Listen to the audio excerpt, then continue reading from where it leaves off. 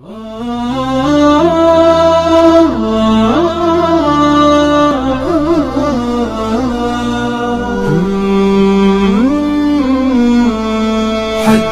حذيفة بالذي قال الرسول.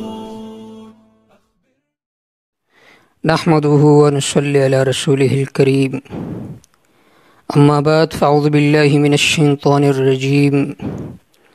بسم الله الرحمن الرحيم.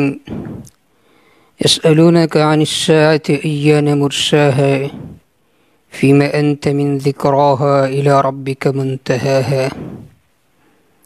کل ہم نے درس کے اندر قیامت کی تیسری علامت کو ذکر کیا، وہ علامت ہیرا کی زمین کا فتح ہونا۔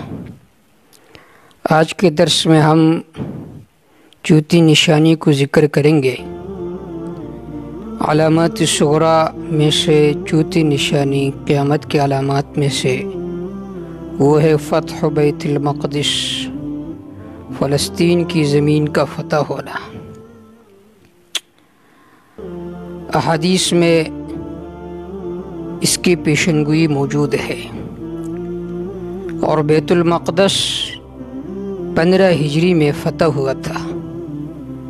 دلیل اس کی یہ ہے، عوف بن مالک رضی اللہ تعالی عنہ فرماتے ہیں، اتیت النبی صلی اللہ علیہ وسلم فی غزوۃ تبوک وہو فی قبۃ من ادم، کہ میں آپ صلی اللہ علیہ وسلم کے پاس غزوہ تبوک میں آیا۔ آپ صلی اللہ علیہ وسلم ایک خیمے میں تشریف فرما تھے جو کہ چمڑے سے بنا ہوا خیمہ تھا۔ مجھے جناب رسول اللہ صلی اللہ علیہ وسلم نے فرمایا، اعدد ستۃ بین یدی الساعہ، کہ چیزیں قیامت سے پہلے آئے گی اس کو گن لو۔ وذکر منها فتح بیت المقدس، اور آپ صلی اللہ علیہ وسلم نے ان علامات میں سے ایک علامت بیت المقدس کے فتح ہونے کو بھی ذکر فرمایا۔ بخاری شریف میں یہ روایت موجود ہے۔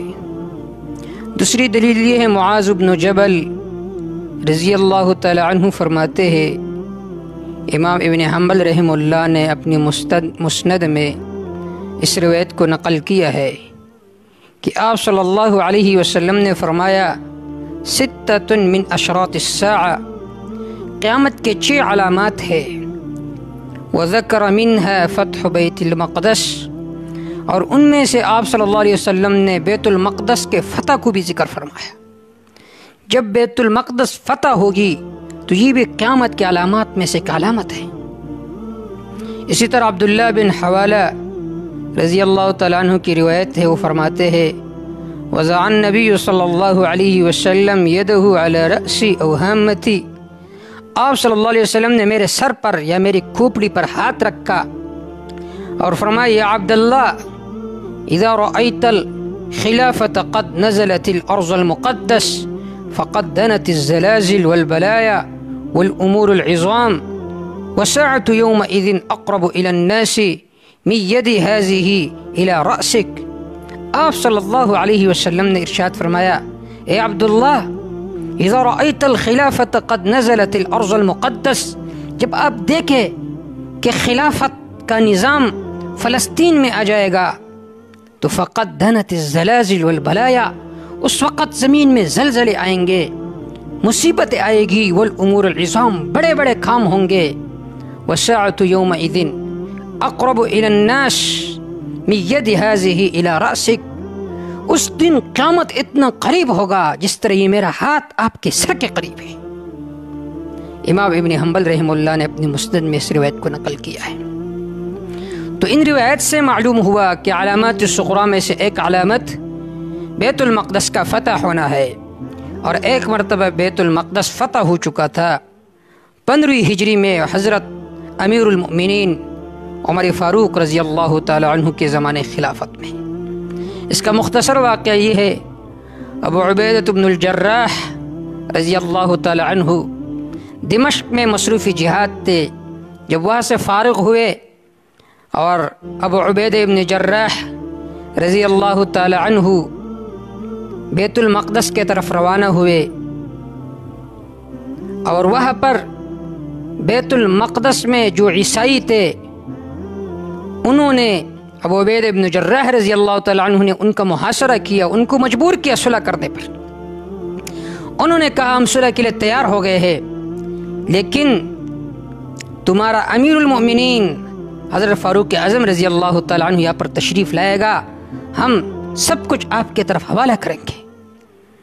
حضرت ابو عبیدہ ابن جراح رضی اللہ تعالی عنہ نے خط لکھا حضرت فاروق اعظم رضی اللہ تعالی عنہ کی طرف۔ فاروق اعظم رضی اللہ تعالی عنہ نے صحابہ سے مشورہ دیا۔ عثمان غنی رضی اللہ تعالی عنہ نے فرمایا اے امیر المؤمنین آپ نہ جائیے تاکہ یہ لوگ اور زیادہ ذلیل ہو جائیں۔ حضرت علی المرتضی رضی اللہ تعالی عنہ نے مشورہ دیا کہ آپ جائیے اے امیر المؤمنین۔ حضرت عمر فاروق رضی اللہ تعالی عنہ نے اپنی جگہ پر امیر مقرر کیا حضرت علی رضی اللہ تعالی عنہ کو مدینہ منورہ کا، اور آپ کے عظیم سفر تھا، آپ فلسطین تشریف لے گئے۔ راستے میں شہر کے فیصل پر ابو عبیدہ بن الجراح رضی اللہ تعالی عنہ، خالد بن ولید رضی اللہ تعالی عنہ، یزید بن ابی سفیان رضی اللہ تعالی عنہ یہ آپ کے ملاقات کے لیے تشریف لائے تھے۔ حضرت ابو عبیدہ بن الجراح رضی اللہ تعالی عنہ نے فرمایا امیر المومنین مجھے اجازت دے تاکہ میں آپ کے پیشانی کو بوسہ دوں۔ اس پر عمر فاروق رضی اللہ تعالی عنہ نے ایک عجیب جملہ ارشاد فرمایا کہ اس وقت میں آپ کو اجازت دوں گا جب تم مجھے اجازت دو کہ میں تمہارے پاؤں کو بوسہ دوں۔ اس میں بھی امت کو یہ ترغیب دی کہ چاہے جتنا بڑا کیوں نہ ہو اس کی ایسی تعظیم نہ کرو جو شرک تک پہنچ جائے، جیسا کہ آج کل ہم کر رہے ہیں۔ اور دوسرا فائدہ یہ بھی سمجھ لے کہ جن لوگوں نے حضرت فاروق اعظم رضی اللہ تعالیٰ عنہ کے ساتھ ملاقات کی راستے میں، ان میں ایک یزید بن ابی سفیان رضی اللہ تعالیٰ عنہ بھی تھے، ایک یزید رحمہ اللہ امیر معاویہ رضی اللہ تعالیٰ عنہ کا فرزند ہے، اور ایک یزید رضی اللہ تعالیٰ عنہ یہ حضرت امیر معاویہ رضی اللہ تعالیٰ عنہ کا بھائی بھی ہے۔ تو آج کل لوگوں میں یزید کا نام جو گالی بن چکا ہے یہ بالکل درست نہیں ہے۔ یزید ایک صحابی ہے، حضرت امیر معاویہ رضی اللہ تعالیٰ عنہ کا بھائی ہے، اور جو یزید امیر معاویہ رضی اللہ تعالیٰ عنہ کا بیٹا ہے وہ بھی ایک اچھے انسان تھے۔